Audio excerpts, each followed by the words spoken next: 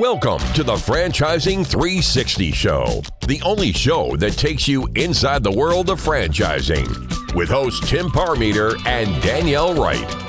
Hello, everyone, and thanks for tuning in to Franchising 360 Show with Tim Parmeter and Danielle Wright. That's me. We are going to take a 360-degree view of the franchise industry on this show.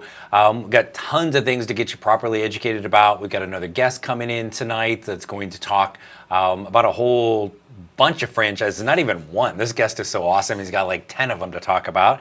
But you know what everybody really looks forward to on this show?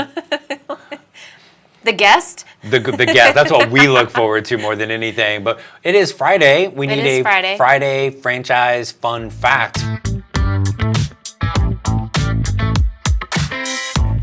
What you got for us, Danielle? Okay. Choose A or B. A. A. Did you know, fun fact, that Dunkin' serves over 3 million customers a day? No, I did not know that. Do you know across how many locations? 2,700. No. How many?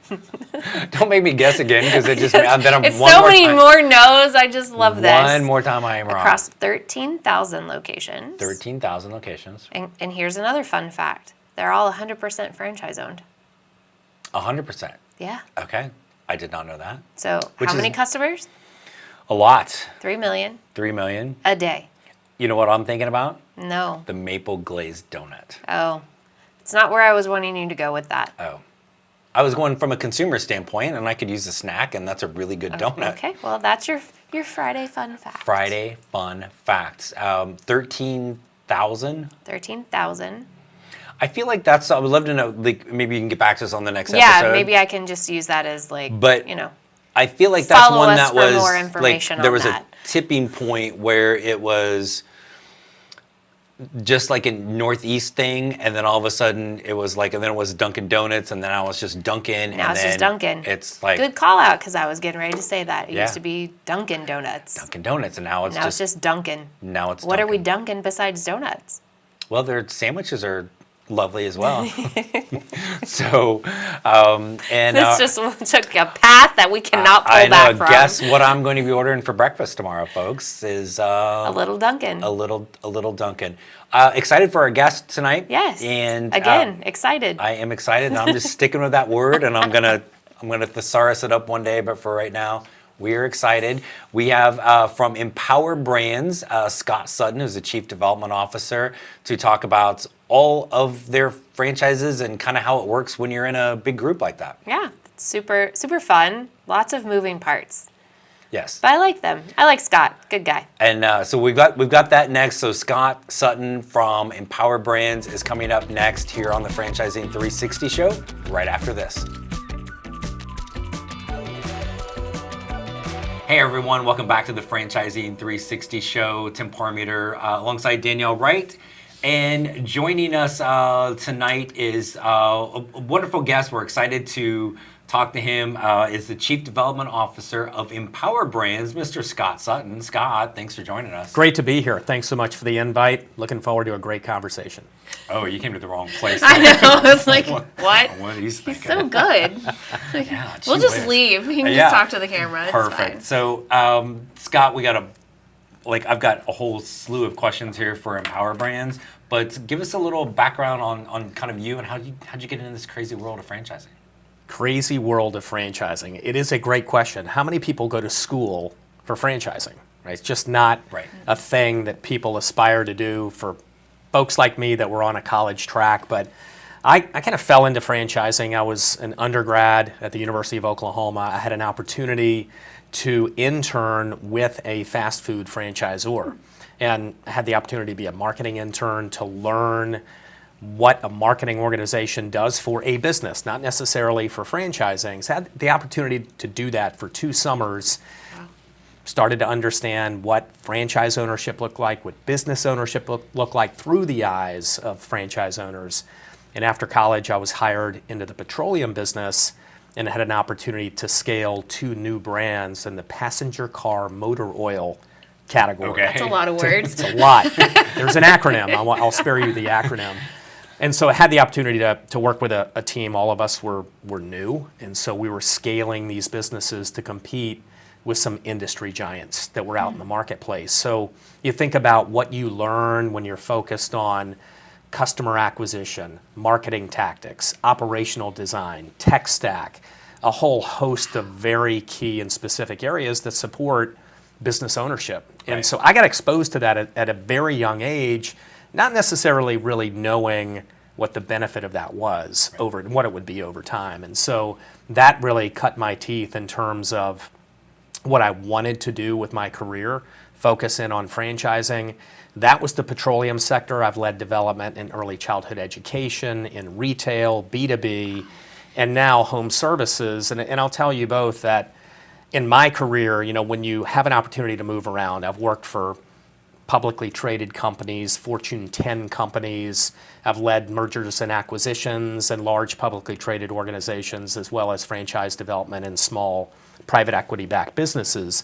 And everywhere you go, you take some best practices, you take some learnings, you learn kind of how to lead and what to do, but you also learn maybe what not to do and how not to lead. Right. We can all Right. relate Yes. to that. And so this opportunity came up 3 years ago with Empower Brands to be able to step in and help lead the franchise development organization and help drive the growth of the company. And the first thing that I wanted to lean into and look at was the culture and what's different about the culture at this business that I've heard so much about. And so that really was the decision for me to take the step and move into Empower Brands, because the culture was aligned with my culture, number one, but number two, I'd had the opportunity to see what typically works well when you talk about franchisee support, we talk about growth. And for me, the recipe that's foundationally based on culture exists at Empower.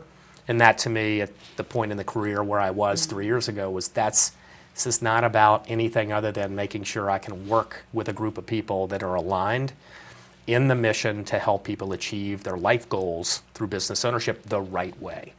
And so that's been 30 years. It was January of 1995 when I started my professional non-intern franchising journey, and it's hard to believe it's been over 30 years. And it's crazy. Almost everybody I've ever asked that question to has had zero intent of getting into franchising, and then it's 5 years, 10 years, 30 years, whatever it is. Like we never leave this this thing. So Once you're in it for life. Like, I don't think you may change, you may Right. learn new things, because I think that's the one thing that is consistent with franchising people is we always want to learn more. There's always something else we want to conquer. I think that's why we get along. And we talk with. about like all the things about becoming a franchise owner, and certainly Yeah. we're going to talk about that with Empower, but I think we probably don't talk enough about all the career opportunities for people within the industry that you don't have to be an owner, but you can be around like you have that entrepreneurial spirit and want to be able to help and have great experiences. It's energizing. I mean, at the end of the day, each of you knows that. You work with folks that are trying to achieve a life goal. Maybe they're solving a pain. Maybe they've had this goal, this dream of controlling their own destiny, and you're working with folks along that journey, and so are we. Yeah. And someone asked me a long time ago, it was a candidate that had just signed, and we were at a conference, and he said, Scott, if this brand is so great, why aren't you a franchisee? Oh, I love those questions. And I sat back and I thought, well, I know myself well enough to maybe think differently about owning. But in all seriousness, the answer is when you have an opportunity to be, if we have to pick a side of the table, right? If you have an opportunity to be on this side of the table and work with someone along the path to helping them achieve that dream, it's compelling. Yeah. It is incredibly rewarding. And so from my perspective, helping lead a team to help people do that, being involved in helping people achieve that dream is just something that I never, if I go back to, my young self, I don't know that I would have ever thought that what I was going to be doing in life was helping people achieve their dreams in such a meaningful way. And so that's why I do what I do. That's why our team does what they do, and why we'll continue to do it the right way. Yeah, it's that energy piece, or just even like the positivity. And you mentioned that sometimes I think we take that for granted for those of us that are in this industry all the time, this is a positive, energetic space versus, well, I'm sitting in my cubicle and let me see, is it break time yet, right? And so I'm glad you kind of brought that up. And so give us a quick sense on Empower Brands and maybe a little like, who are they and kind of their little backstory there. Yeah, Empower is, as a name, is relatively new. It's probably about 3.5 years old now, and it's really the culmination of two businesses coming together. The businesses, Lynx Franchising and Outdoor Living Brands, looked a lot alike. These were businesses that were very culture-centric, franchisee first. Lynx Franchising served the B2B space, and one of the largest brands inside of that portfolio at the time is JanPro. Right. And of course, Outdoor Living Brands with leaders like Scott Sutton and Chris Grand Prix and their team that developed new concepts and new categories, right? Yeah. That team really is the team that brought to the market the mosquito abatement category, right? Yeah. That was founded out of an idea. Right. So you had this residential focused portfolio of brands. You had a B2B focused portfolio of brands, very, again, culturally aligned. And so the question became, how do we pull these two businesses together to make that 1 + 1 = 5 equation really work? Yeah. And so, those two businesses came together, gosh, I think it was probably mid-2021 now. Yeah. And the result of that was more opportunities at the consumer level, at the customer level, Right. for thinking about ways to cross-sell, to cross-solve problems, as well as recognizing that at the franchisee level, there's always an opportunity to build out your own portfolio, both Yeah. across B2B and B2C. What was missing was bringing those two organizations together to operate as one team. Yeah. How are we one team? Culturally, we're aligned, but we're still two businesses. And so our CEO, Scott Sutton, obviously has done a phenomenal job. His background is incredible. And one of the biggest wins, when I look kind of as an outsider back on what the organizations did, one of the biggest wins that I see is bringing those two businesses together, forming one team, and then starting with what is it that we're focused on, what is our mission, what is our passion, what are our values. Let's get that set. And the name Empower Brands came last. Yeah. That wasn't, hey, we're going to be Empower Brands, and what does that mean? It was, who are we as people? Who are we from a strategic perspective in business? And what is that shape in the way of a naming convention? And that's from where Empower came. Nice. So the challenge for us now is education, right? We're in a market now where, you've heard the term FSO, Franchise Sales Organization, Oh, right? Scott. Okay. So before we go down that path, hold that thought, and we want to talk a little bit more about Empower Brands. But All right. first, we got to take a break, and we're going to be right back on the Franchising 360 show right after this. Hey, we are back on the Franchising 360 show. Tim Parmeter, Danielle Wright, and our guest, Chief Development Officer from Empower Brands, Scott Sutton. Scott, in that first segment, you talked about culture. I think that's a buzzy word sometimes, but there's also some real truth to it. What is it about the culture of Empower that is so attractive to people? Yeah, I think I boil it down. We'll use the metaphor of 3 legs of a stool, right? We talk a lot about growth, right, and success at the franchisee level, what that means from a production perspective at the consumer level. There are a lot of organizations that generate growth, and that might be their focus, and that's an important focus. There's 2 other legs of the stool that I think about a lot, and that's behaviors and attitudes. And where are those behaviors and attitudes aligned? And so when you break it down into those 3 buckets, those 3 legs of the stool, I think about Empower this way. We have fundamentally very strong brands that have incredible unit level economic performance data, right? Just very strong businesses that operate in high value categories. That's great. Right. The other 2 legs of the stool, I think, are a little bit less quantitative. They're more qualitative. And they're really based on the way that we interact with each other, the way that we interact with the customer, and more importantly, the way that those interactions, the way that we think about those interactions shape the decisions that we make. And so the behaviors of the culture are really aligned around this concept of franchisee first. I know you've heard that before. I've read it before. I've seen it out there in a lot of different places. Not a magic statement. It's a buzzword. It's the cliche for a reason, which is also a cliche. When you think about franchisee-centric and franchisee first, the reason that's different, we're a private equity-backed portfolio company of 10 brands, right? And one of the big value differentiators for us at the franchisee level, when I think about someone that is wanting to take such a meaningful, significant step in their life, to change their life, to change the lives of their family, their employees, their community, how impactful that is, fundamentally, you have to look at what kind of organization are you joining? At Empower, I love to talk about the journey of Scott Sutton, who is our CEO. He tells this story in an incredible way at our Empower Day events. He talks about the fact he came out of college, he was broke, he had no experience. So let's start a business, right? And he became a franchise owner. Now he was in the food space, but he became a franchise owner with a friend of his that became his partner. He was able to get funds from the SBA and start his dream. He's been a franchise owner. And one of the things that Scott will tell you is the benefit of doing what he did when he did it was that he got incredible support from the franchisor. He was able to see firsthand what great support looked like. When it's done That's properly. right. And you're willing to listen. Yes, right.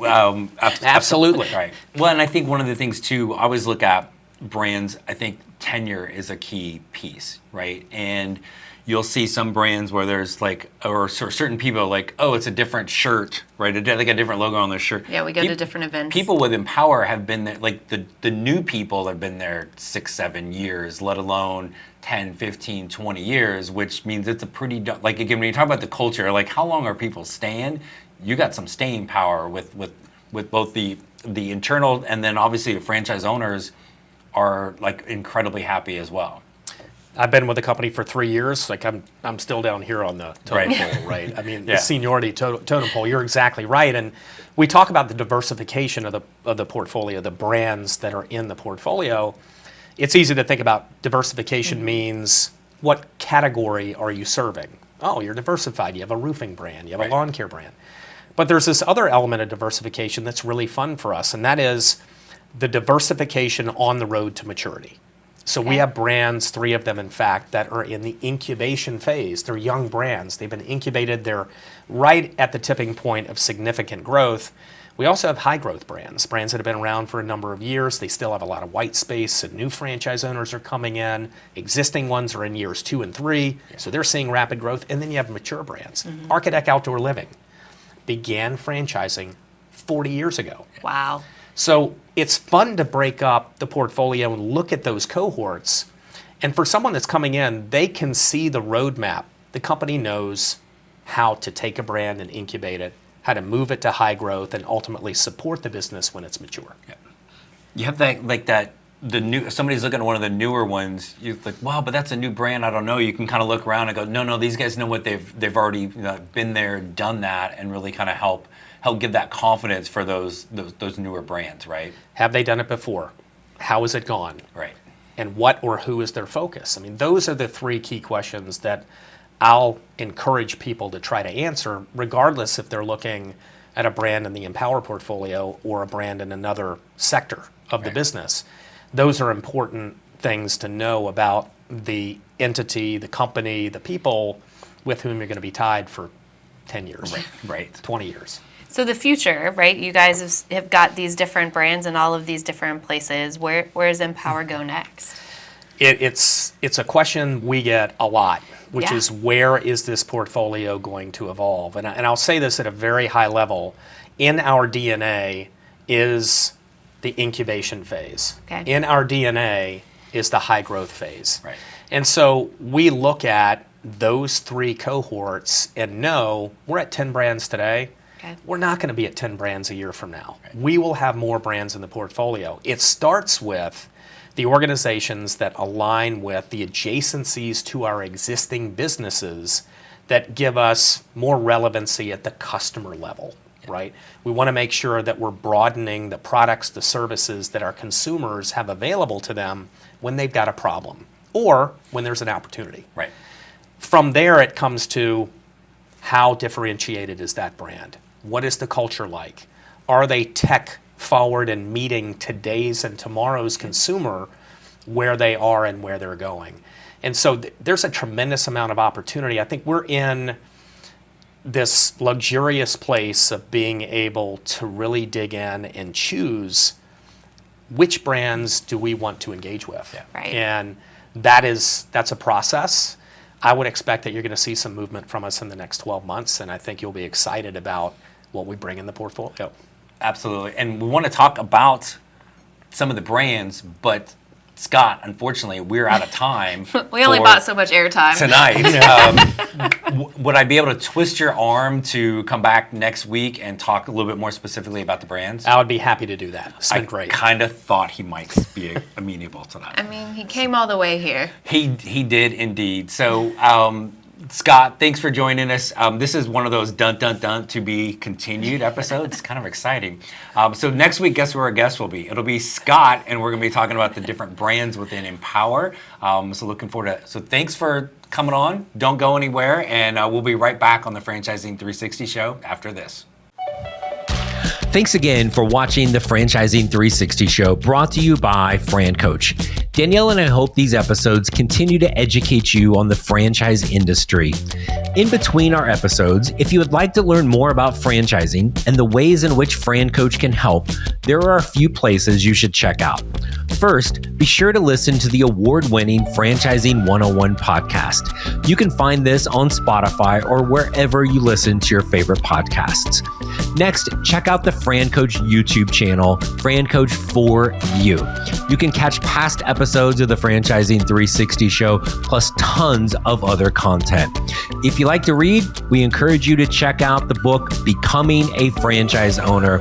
And finally, when you are ready to take that first personalized step and explore franchise industry further, please reach out to our amazing team at Francoach. There is never any fee for our service, so let us help you create your better tomorrow. Until next week, for Danielle Wright, I'm Tim Parmeter. Thanks for tuning in to the Franchising 360 show.